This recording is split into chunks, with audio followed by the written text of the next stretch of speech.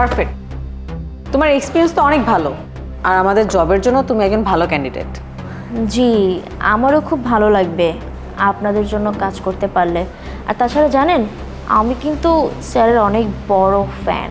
স্যারের প্রত্যেকটা মুভি আমি দেখেছি, একবার না অনেকবার দেখেছি। স্যার, আপনি কিন্তু অনেক ভালো মুভি ডিরেক্ট করেন। Thank you. Sir, for your kind information, আমি কিন্তু একজন ভালো artist. Great. By the way, তোমাকে কিন্তু কালকে থেকে জয়েন করতে হবে, কেন আমরা চাচ্ছি তুমি কালকে থেকে তোমার জবটা স্টার্ট করো। এখন তুমি যদি না আসতে পারো বা জবটা না করতে পারো, আমাদের এখনই বলে দাও, তাহলে আমরা অন্য কোনো কাউকে দেখে নিব। ডোন্ট ওয়ারি, আমি কাল সকাল থেকেই জয়েন করব। গ্রেট।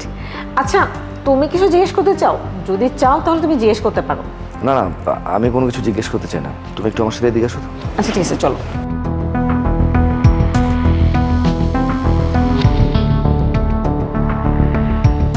শোনো, ওকে আমার সুবিধার মনে হচ্ছে না। কেন, কি হয়েছে? আমার কাছে তো ঠিকঠাকই লাগতেছে। না, ওর তাকানোর স্টাইলটা না কেমন জানি একটু অন্যরকম।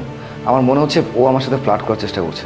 আর তাছাড়া আমার মনে হয় যে ও তো বয়স অনেক কম, ওর চেয়ে বয়স্ক মহিলা দেখা আমাদের জন্য বেটার হবে, এতে আমাদের বাচ্চার জন্য ভালো।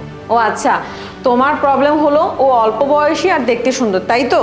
আচ্ছা, রোজ রোজ তো আমার একই চেহারা দেখতে দেখতে তুমি বোর ফিল করো, তাই না? তাহলে তো তোমার জন্যই ভালো। এখন আর আমার এই চেহারা দেখে না তোমার বোর ফিল করতে হবে না, নতুন কিছু দেখতে পারবে। আরে এসব তুমি কি বলছো? তোমাকে দেখে কেন বোর হবো আমি? তোমাকে যদি আমি সারা জীবনও দেখি তারপর তো বোর হবো না। তুমি তো তাছাড়া দিন দিন সুন্দর হয়ে যাচ্ছ। তোমার মতো বউ পাওয়া তো ভাগ্যের ব্যাপার, তাই না? আচ্ছা, এসব কথা বাদ দাও তো। তুমি এটা বলো, তোমার সেটে তো অনেক মেয়েরা আছে যারা অল্প বয়সী, তারা কি কেউ তোমার সাথে ফ্লার্টিং করে না?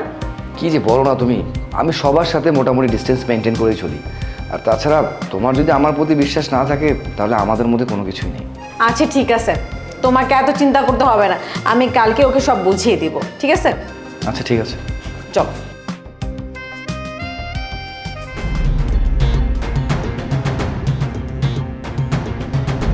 Good morning.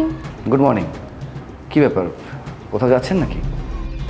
কই না তো। তাহলে এরকম ড্রেস পরেছেন যে?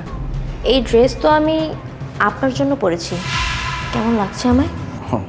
হ্যাঁ, ভালোই লাগছে।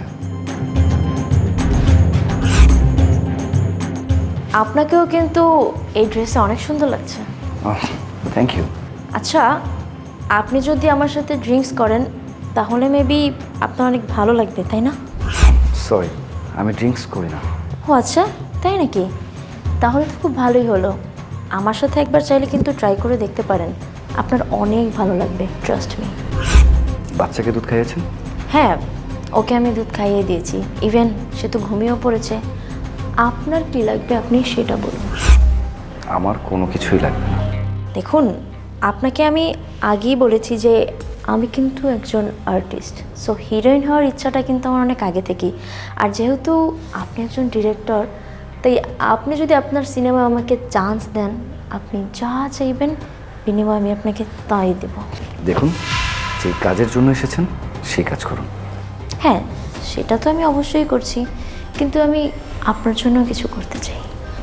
দেখুন, আপনাকে এই মুহূর্তে আমি জব থেকে বের করে দিচ্ছি, যান এখান থেকে। ওয়েট, আপনি তো দেখছি রেগে যাচ্ছেন। দেখুন, মাথা ঠান্ডা করেন, চাইলে আমরা বাইরে গিয়ে কোথাও বসে রিল্যাক্সে কথা বলতে পারি। দেখুন, আমি আপনার সাথে কোনো কথা বলতে চাচ্ছি না, প্লিজ আপনি যান। How rude.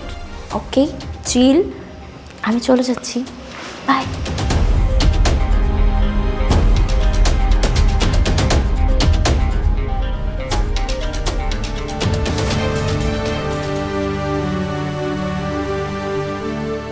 কি হয়েছে? আমি তোমাকে বলেছিলাম না যে এই মেয়ের স্বভাব চরিত্র বা ওর তাকানোর স্টাইল আমার কোনো কিছু ভালো লাগছে না। আজকে আমাকে কি বলেছে জানো? আমাকে বলেছে আপনি একটা মুভিতে আমাকে রোল দেন, এর বিনিময়ে আপনি যা বলবেন আমি তাই করব।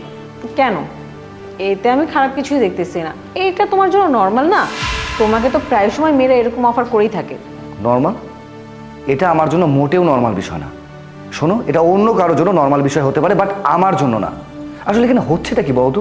তুমি কি চাচ্ছ বা কি বোঝাতে যাচ্ছ কি আমাকে? আমি কিছুই বুঝতে পারছি না। আসলে আমার না অনেক বড় একটা ভুল হয়ে গেছে। ভুল? ও কোনো কেয়ারটেকার না, আমি ওকে কল করে এখানে নিয়ে আসি তোমাকে টেস্ট করার জন্য। আসলে ও একজন অভিনেত্রী, আমার কথাতেই ও এসব করেছে। আর এটার জন্য ওকে আমি টাকা দিয়েছি। কিন্তু কেন? আমি আর কি করব বলো, আমি জাস্ট তোমাকে একটু টেস্ট করতে চেয়েছিলাম যে তুমি আমার প্রতি লয়াল কিনা। আর তোমার আশেপাশে সারাক্ষণ এত মেয়েরা থাকে, আমি ইনসিকিউরিটির মধ্যে থাকি, তাই আমি এসব করেছি। মেঘলা, তুমি আমাকে নিয়ে এটা ভাবলে কি করে বলতো? দেখো, আমরা দুজন দুজনকে অনেক ভালোবাসি, এটা আমরা খুব ভালো মতোই জানি। আর তাছাড়া মানছি যে আমি মেয়েদের সাথে কাজ করি, বাট এটা তো আমার প্রফেশন, তাই না? আমার প্রফেশনের জায়গাটাকে আমি সবসময় সঠিক রাখি, ভালো রাখি। এখানে কোনো নোংরামি করতে চাই না। আমি মেয়েদের সাথে কাজ করি তার মানে এটা না যে আমি তাদের সাথে বাজে কাজ করি। আমি জানি, আর আমি তোমাকে বিশ্বাসও করি, কিন্তু আমার মধ্যে না সবসময় কেমন যেন একটা ভয় কাজ করে। I am really sorry. What sorry ইয়ার? তোমাকে এর আগে আমি বলেছিলাম যে আমাদের দুজনের মধ্যে যদি বিশ্বাস না থাকে তাহলে কোনো কিছুই থাকে না। বিশ্বাস করো, আমি এত কিছু ভেবে এগুলো করিনি। আমি তোমাকে যে একটু টেস্ট করতে চেয়েছিলাম, কারণ আমার মনে সবসময় এই ভয় কাজ করে যে আমার কাছ থেকে তোমাকে কেউ ছিনিয়ে নিয়ে যাবে বা আমার জায়গাটা কেউ দখল করে ফেলবে। আমার সবসময় এই ভয়ের মধ্যে থাকতে ভালো লাগে না, তাই আমি এসব কিছু করেছি। আচ্ছা, আমার দিকে দেখো, দেখো আমার দিকে। তোমার কি কখনো মনে হয় যে তোমাকে ছাড়া আমি অন্য কাউকে ভালোবাসতে পারবো? তুমি এটা ভাবো কেন বলো তো? তোমাকে আমি কতবার বুঝিয়ে বলেছি যে আমি তোমাকে ভালোবাসি, আমাদের দুজনের মাঝখানে আর কেউ আসতে পারবে না। আমার কথাটা একটু বিশ্বাস করো আর আমাকে ট্রাস্ট করার চেষ্টা করো। যদি এসো।